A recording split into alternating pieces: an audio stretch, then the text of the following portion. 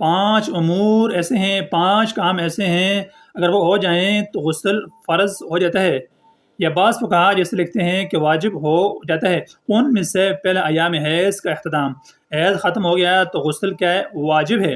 اسی طریقے سے نفاس، جو بچی کی پیدائش کے بعد بلیڈنگ ہوتی ہے، وقتی طور پہ ناپاکی طاری ہوتی ہے اور اس کے بعد جو غسل کیا جاتا ہے، جب نفاس ختم ہو جائے اس کے بعد جو غسل کیا جاتا ہے وہ کیا ہوتا ہے؟ فرض ہوتا ہے۔ نمبر 3، احتلام، رات کو سوئے اور غسل فرض ہو جائے۔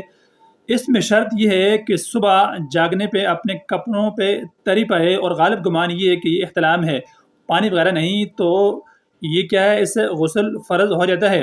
نمبر 4، دخول یعنی تعلق زوجین، اس میں چاہے ڈسچارجنگ ہو، منی کا اخراج ہو یا نہ ہو، غسل کیا ہو جاتا ہے؟ فرض ہو جاتا ہے۔ صرف کیا دخول شرط ہے، ڈسچارجنگ ہو یا نہ ہو، دخول ہو گیا تو غسل کیا ہو جاتا ہے؟ فرض ہو جاتا ہے۔ نمبر 5، جاگنے میں اگر لذت کے ساتھ، شوبز کے ساتھ اگر احتلام ہو جائے تو اس سے بھی غسل فرض ہو جاتا ہے۔